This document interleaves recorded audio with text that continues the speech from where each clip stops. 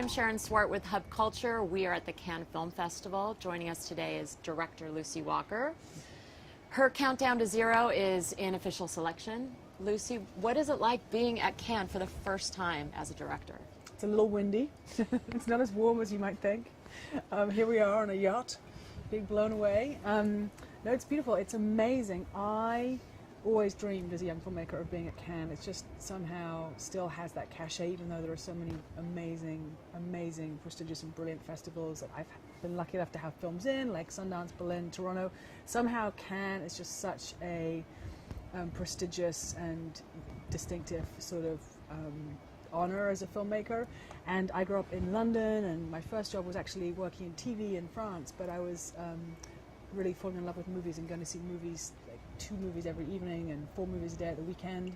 And I came down to the film festival when I was 20 years old and sort of gate crashed around and just dreamed that one day I might have a film here. And still amazing to see my name up there with you know, Woody Allen, Stephen Frears, Godard. I mean, there's just so many amazing, and that's just, you know, I say yes. I mean, all these amazing international filmmakers who I love, all my favorite filmmakers who are here, to be in their company is sort of shocking and extraordinary, and I'm just in shock and having the best time ever, frankly. And how did Countdown to Zero come to you? Was it something that you had been developing, or was it a project that came to you? I loved the company participant, and I've been talking to them about various projects, and this was a project that they had already been talking to Global Zero, this organization, think tank involved with nuclear weapons, right, and Lawrence Bender, the fantastic producer, and they had all been talking, were looking for a director, and reached out to me, and I was just knew that we should be talking about nuclear weapons. They had not gone away since the Cold War, and I didn't know as much as I know now, which is a frightening amount about nuclear weapons in the world today, but I knew that we should be talking about it, because if the weapons were still out there, then we've got to be dealing with them, and it was just unfortunately not true that they went away when the Cold War went away. Right. The discussion, I think, is back, and our timing turned out to be extraordinary, as I hoped it would. It's playing out exactly as we intended, that all these issues are really, there's so much momentum right now, and the news behind so many aspects of the issue of nuclear weapons in the world today, from proliferation with the Iran question, Pakistan, right, stability, North Korea, the fissile materials work that the president's doing, the START treaty that's being renegotiated.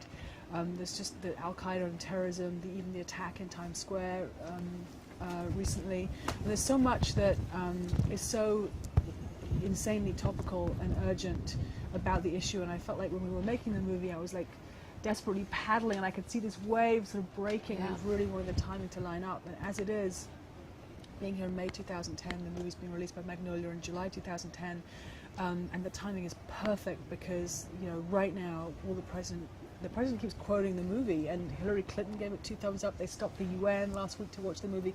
And there's so much amazing stuff going on in terms of the campaign, that this movie is such a, it's so big, I can't even see it. It's amazing.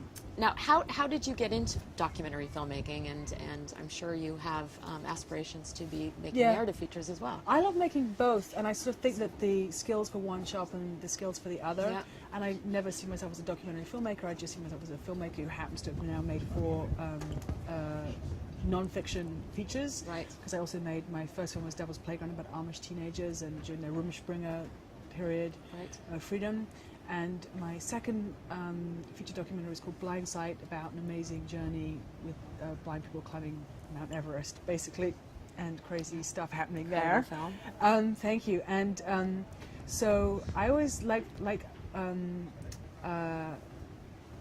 was it Hitchcock that said in documentaries, God is the director, and in narrative feature filmmaking, the director is God. And I always sort of think it's sort of fun to go back and forth, because when you're making documentaries, you don't have the control, but you have a really important story, and you have really, you're dealing with authentic, real, important, urgent stuff. and no control whatsoever. And then when you're dealing with fiction, you have all the control you want, but you're really striving to touch something authentic and real and important. And so I sort of love working both ends of that.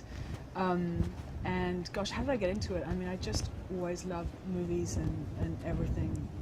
Also the individual aspects of movie making. I just really embraced all the craft, from the music to the cinematography to the writing to the acting to the story to the sound design, everything. I just get super excited about the possibility of all of those in terms of the audience experience, and I just don't know anything more powerful if you want to change the world or if you want to have some creative fun. I think it's just the most fun you can have. I hope you have a fantastic time in Thank Cannes. you, thank you. And enjoy. Yeah, if I seem a little intoxicated with it all, I am. It's great to be here. Thank you so much. We were here with director Lucy Walker. Her film Countdown to Zero is an official selection at Cannes. I am Sharon Swart for Hub Culture.